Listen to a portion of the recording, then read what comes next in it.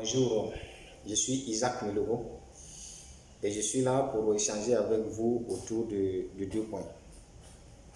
Nous allons parler de la démocratie. Nous allons parler de la démocratie et nous allons parler aussi du pouvoir exécutif. Démocratie, qu'est-ce que c'est que la démocratie?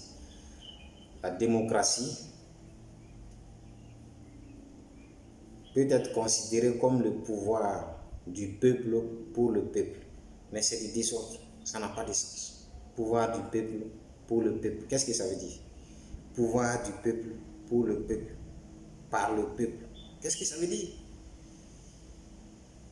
Ça n'a pas de sens. La démocratie n'a pas d'importance. Elle n'a pas fonctionné, elle n'a jamais fonctionné, elle ne fonctionnera pas. Je vais très vite parce que je voulais rentrer dans les définitions plus hautes, mais ça m'énerve au fait. Parce que la démocratie, quelle que soit la nation que vous prenez, la démocratie, elle ne marche pas. Et c'est pourquoi aujourd'hui les nations sont en crise, les nations traversent des crises terribles. Normalement, c'est la démocratie qui est appliquée aux États-Unis. Et vous pensez que ces gens-là, ils sont vraiment démocrates? Ils ne sont pas démocrates. Non. Normalement, c'est la démocratie aussi qui est appliquée en France. Et vous pensez que les choses marchent là-bas? C'est du désordre. C'est du désordre là-bas parce que on pense que c'est vraiment ça la vraie démocratie. Et le peuple ne peut pas diriger les choses. La majorité des gens, on dit bon voilà, la majorité n'a qu'à diriger. La majorité ne peut pas diriger.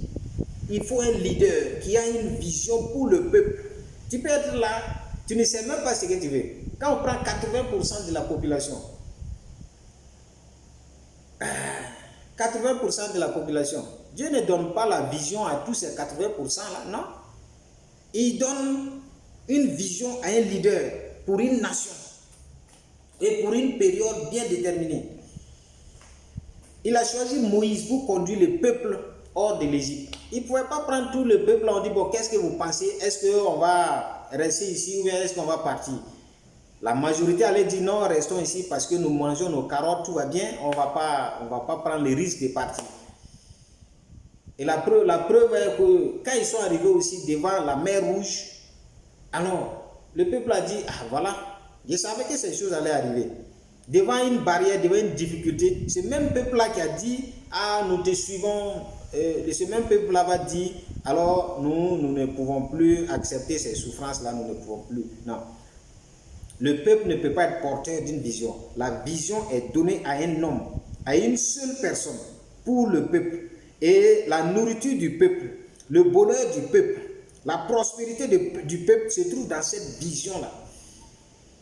Et qui amène ce peuple-là à sortir de la situation. Prenez le cas de Martin Luther King. Un noir s'est levé aux États-Unis en son temps pour dire non. Nous sommes aussi des humains comme vous. Vous n'avez pas plus de connaissances, plus d'intelligence que nous. Nous sommes aussi sages que vous. Donc nous refusons l'inégalité entre les deux races. Nous refusons la discrimination. Nous disons non à ces choses-là. Vous imaginez? Et je suis sûr qu'au début, là, les 80% des Noirs n'étaient pas d'accord avec Martin Luther King. Et ces gens même ont dû les décourager. Tu sais, c'est pas possible.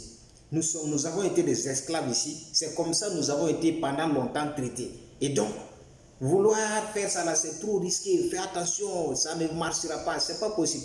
Mais ça marchait, oui ou non? Ça marchait parce qu'il était porteur d'une vision. Et cette vision-là, c'était pour le peuple. Je ne parle pas des visions où nos leaders ils disent non, je vais venir vous aider, des mensonges professionnels, je vais venir vous aider, je vais venir faire ceci. Non, ce n'est pas ça les visions. Une vision ne peut pas être personnelle. Une vision, tu t'oublies toi-même. Et c'est les intérêts d'un peuple que tu portes sur ta tête. C'est les intérêts d'une nation que tu portes en toi. Et tant que cette chose-là va rester en toi, là, tu ne peux pas dormir, tu ne peux pas te reposer. Parce que tu sens que tu es enceinte de quelque chose qui doit sortir. Et c'est ce que Martin Luther King a fait. Il a dit, je ne peux pas me reposer. Je ne vais pas m'arrêter tant que cette loi-là ne sera pas signée et que l'égalité entre les blancs et puis les noirs, là, que ça soit signé. Mais il a fait. Il a fait et ça a été signé avant qu'il ne meure. C'est ce que beaucoup de gens ne savent pas. On a signé cette action-là pour reconnaître les droits des Noirs avant que Martin Luther King ne meure.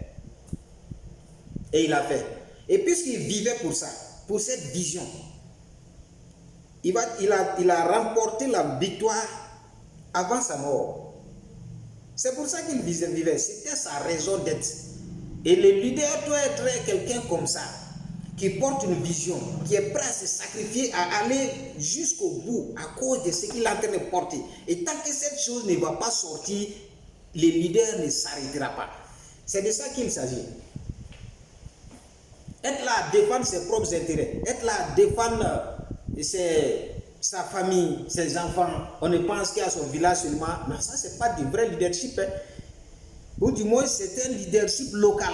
Un leadership local qui te permet de prendre la charge par exemple de ton village. Ok. Le leadership national, tu prends en compte les intérêts de tout un peuple. Et tu te bats pour cela. Vaille que vaille, adviendra que pourra. La patrie ou la mort. Tu te dis ceci, cela. C'est de ça qu'il s'agit. Je vous remercie.